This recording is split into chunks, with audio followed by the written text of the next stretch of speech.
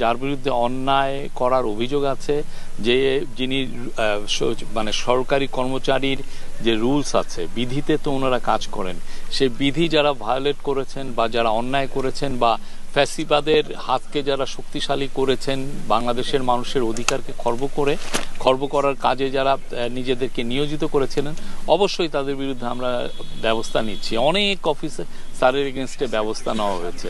সামনে এটা আরও আপনারা দৃশ্যমান দেখবেন। আমরা এটা করছি, বাট আমরা কারো প্রতি অন্যায় করছি না। আমরা একদম স্পেসিফিক অ্যালিগেশন পেলেই আমরা এই কাজগুলো করছি।